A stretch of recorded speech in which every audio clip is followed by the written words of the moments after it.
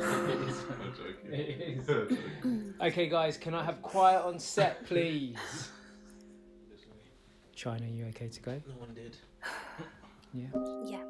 Okay, cool. Sounds good. And action. Okay. Let's do this. 2011 was such a good year. I had just moved into my first apartment with my cousin. We had planned this since we were younger. The Desveaux Palace, we called it. I had an amazing job as an estate agent. I was top negotiator. I was earning good money and splashing it. I'd met a guy and fell head over heels in love. My career as a model and presenter was really picking up, and just everything was going right, you know?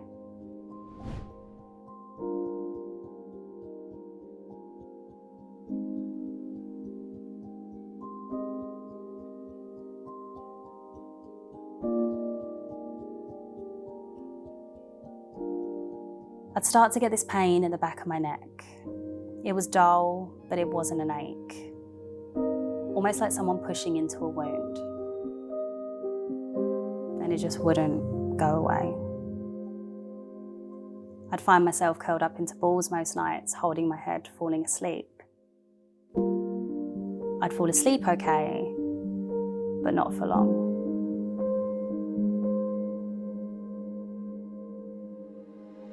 I'd be woken up by a sharp, intense pain, not only in my neck, but around the base of my skull. The pain would keep me up for hours. I'd toss and turn in different positions. I'd take painkillers, I'd cry. But by 4 or 5 a.m, I was exhausted. I'd finally knock out.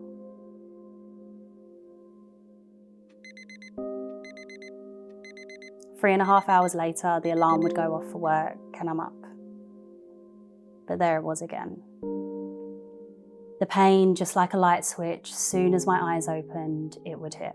But as soon as I'd lift my head off the pillow, the pain intensified. My head felt like what I could only describe as a bowling ball. Every time I tried to lift it, I'd be hit again with another strike of pain. I'd have to climb and push myself gradually up the bed frame, taking anything from 10 to 40 minutes to just fully sit myself upright. I didn't have 40 minutes. I worked across London. That's my travel time. So I jump up in panic, pins and needles in my arms and legs, my heart is racing, shaking, my vision's blurring.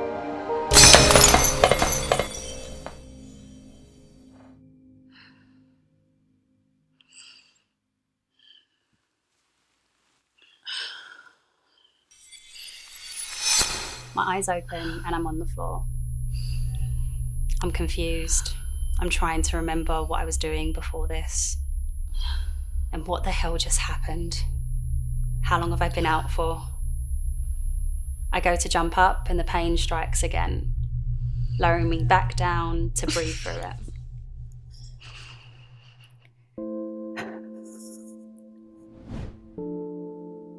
The frustration was indescribable. Like I just wanted to get to work. It got to a point where every day this became part of my morning routine. Every day I was late for work. It was getting harder to concentrate. Painkillers weren't working. My mood was horrendous.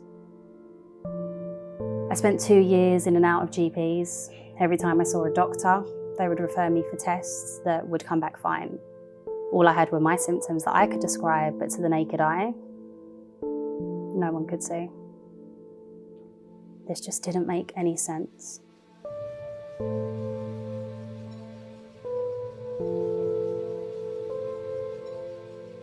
It was getting harder to get out of bed. The pain was severe. My blackouts were lasting longer and they were more intense. I just couldn't recover afterwards.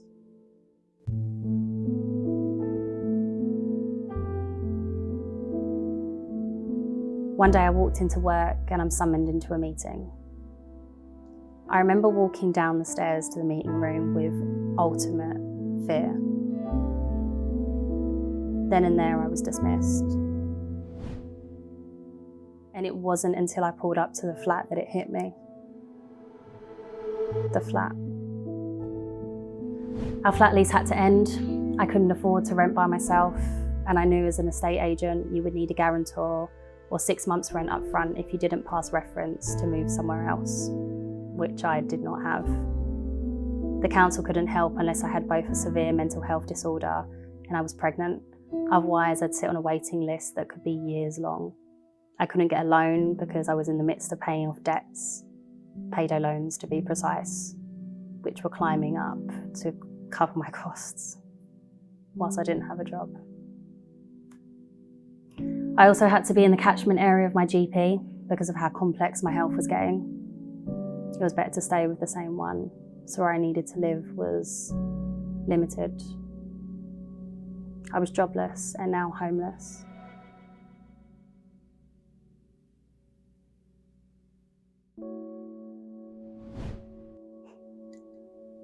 No one understood. Like, why can't you just get another job? Why can't you just live with housemates and rent a room?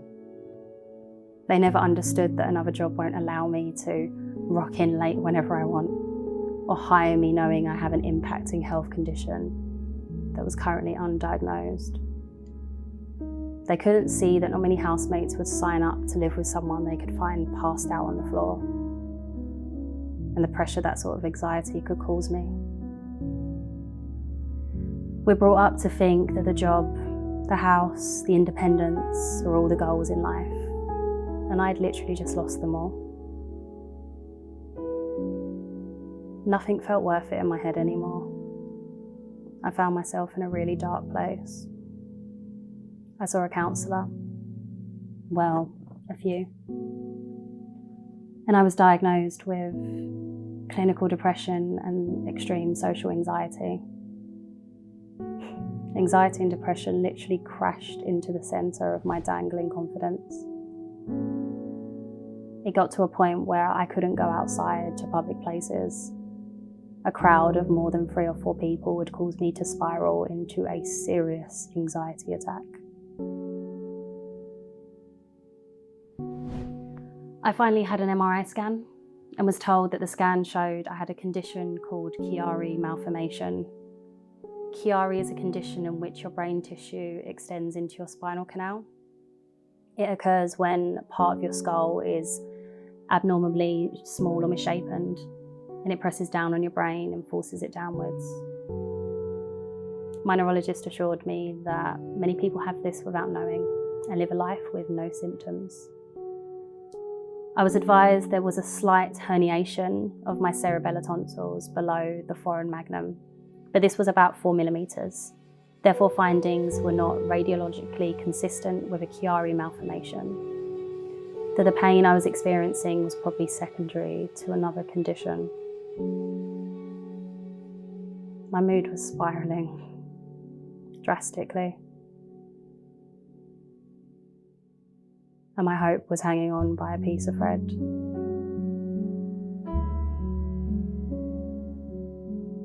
Neurologist opinions changed often, to a point that when my mental health deteriorated, I was told that my symptoms were down to stress and the situation I was in. That basically this was all psychological, and with psychological intervention it could be managed. And the physical side of things was a type of migraine. I started to question my insanity. Like, was I going mad? Am I creating all these symptoms from my mind?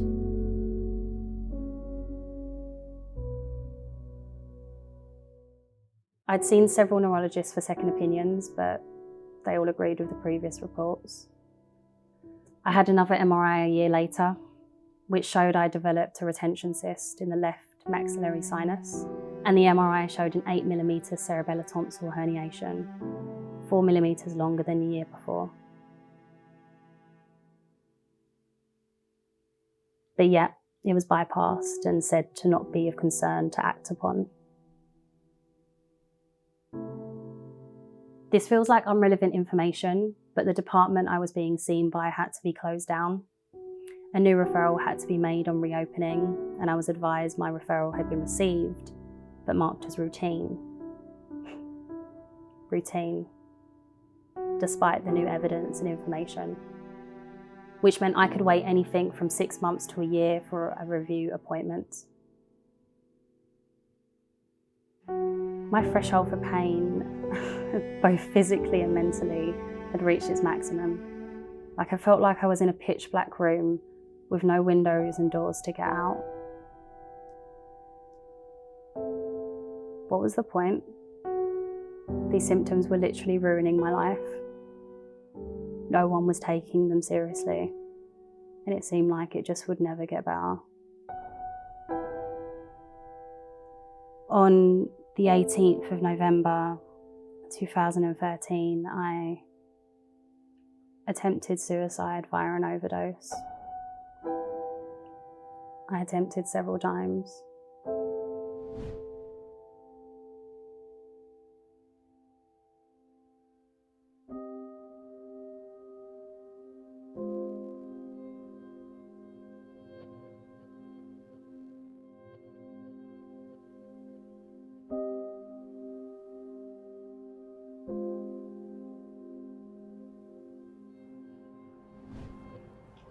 In the midst of all of this, I had secured a temporary job in admin, but my health was, of course, impacting on my job. It was being raised a concern. History was repeating itself. No matter how many times I tried to rebuild this block, it just kept on falling back down. Everything I was trying to do to get back on track was just being knocked and tested further. My relationship had ended and I was now living in my car.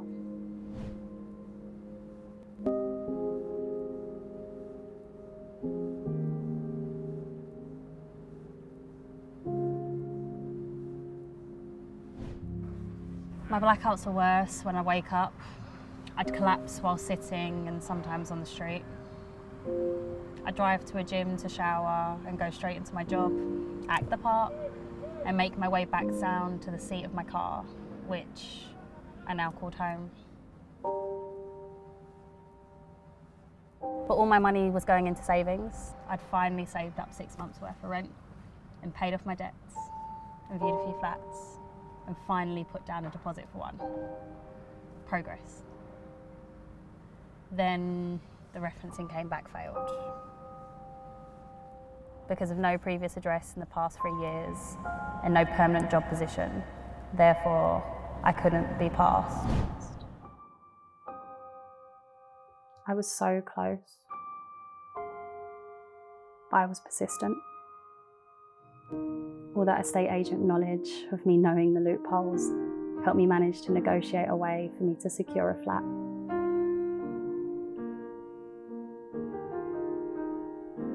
I remember walking into the flat for the first time and falling to my knees. It was empty, but it was warm. It was mine. I didn't have to lay in the back of a car tonight. And here we are today. We live in a really heavily social media focused world where people only show you what they want to show, a perfect life, which can naturally shake anyone's confidence and drive. I don't want to be that person. If I'm going to share things, I want it to be the true me. No filters, no persona to appear a certain way, just the pure version of me. What I'm learning as I grow as a person, especially out of unfortunate circumstances.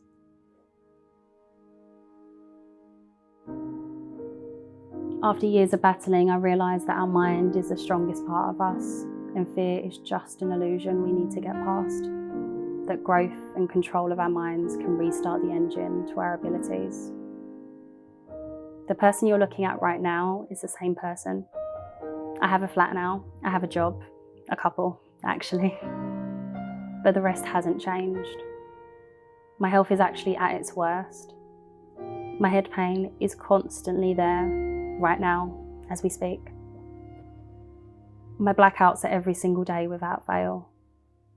I can be out for up to an hour sometimes. My side effects are a page long. I have to plan my blackouts around my day. I have to wake up earlier to allow my body to collapse and recover to make sure I'm not late. I get on average about 4 hours proper sleep a night. And after hearing that, a lot of people would say I shouldn't work. I should have daily assistance and probably not have the ability to do most things and could pose a risk to anything.